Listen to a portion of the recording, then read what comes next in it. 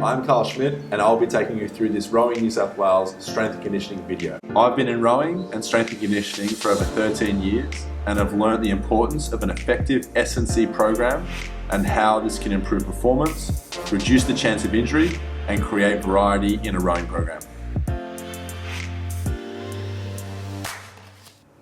The most important component of exercise that I focus on is the core muscles.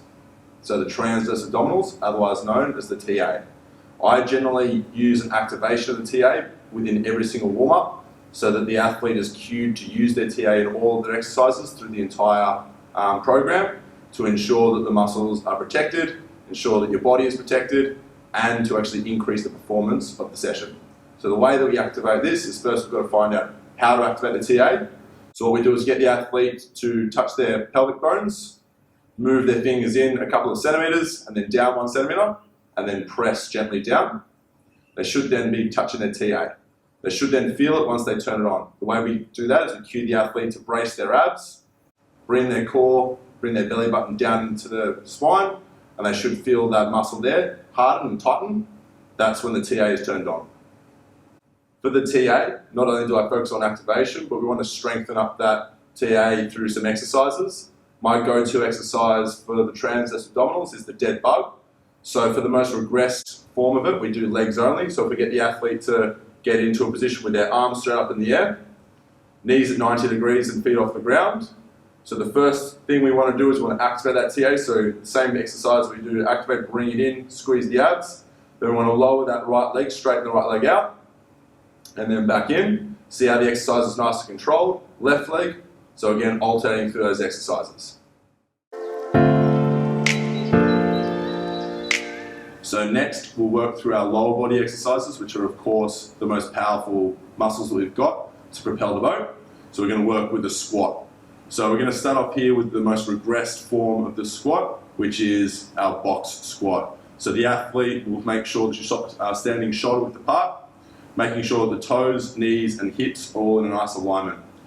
Ensuring that when they go down, that the back's in a nice neutral position, okay? Ensuring that there's a small curvature in the back, not overextended with our hips tilted forward, and no rounding of the back.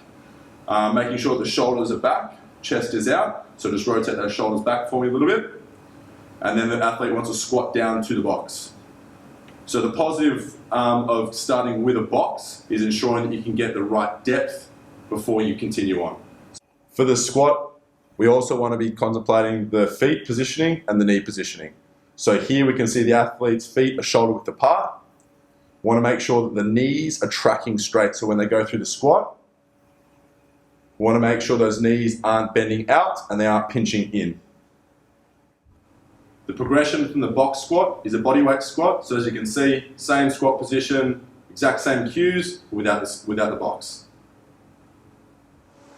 Once you can effectively do the bodyweight squat, you can then add an element of your barbell back squat, which we would start out with a broomstick. So it's a very low weight, and we can just get the technique of where to hold the barbell correctly. So we want to start off with having the barbell in the hands correctly, so in the palms of your hand, and a fairly firm but relaxed grip on the broom. We want to make sure that the bar is placed across the back.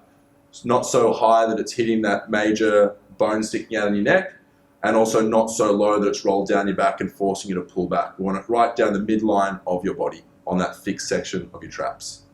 Once the age and lifting history of the athlete is appropriate, you can then move to the barbell back squat, which we'll see here. So we want to make sure we put our fingers in the right spot so we can get our body in the center of the barbell, move in and under the barbell.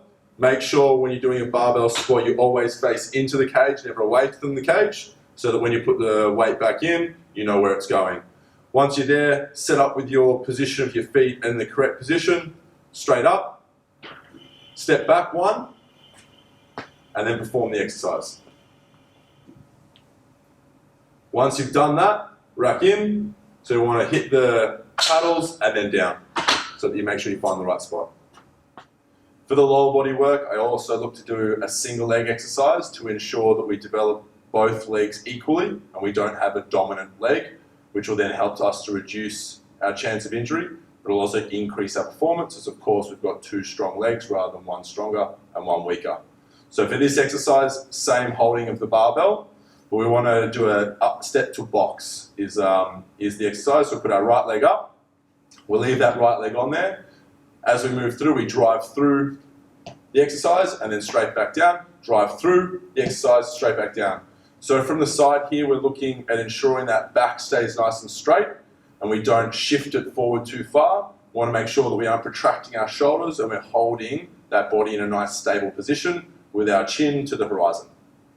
So when coaching this position from the front angle, what we're looking for here is our knees being in a nice alignment and also our hips being nice and neutral and not tilting side to side. So as we can see, as the athlete drives up, her hips there are tilting down and her knee is wobbling slightly. So what we want to do is we cue the athlete to turn her TA on and drive up with those hips nice and straight.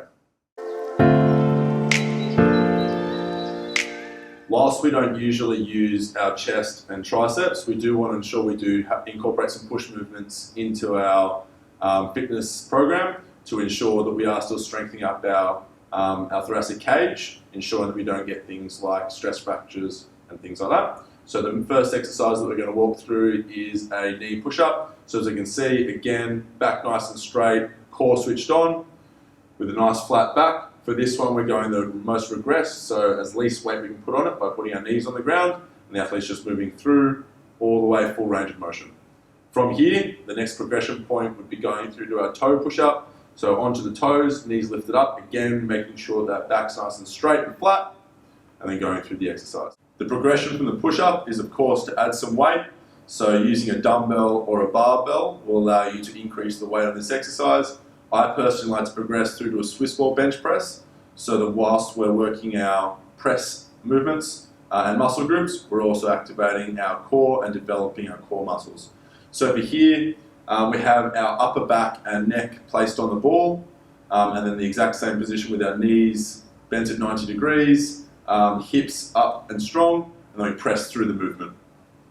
The main thing we're looking for here from a side angle in particular is that those hips aren't dropping down. As you can see now, just get your hips to drop down. That's what we want to make sure, what we want to avoid. Okay, so keep your hips up. We want to make sure now that our glutes are squeezed and tense and our core is switched on. So the next exercise we're going to look at is the bent over row, which is still working our back muscles, but focusing a little bit more on the middle traps, rhomboids, rear delts. So for here we have the athlete holding two dumbbells, standing straight, again with that nice neutral spine, TA switched on. We'll get them to cushion their knees a little bit, so a slight bend in the knees.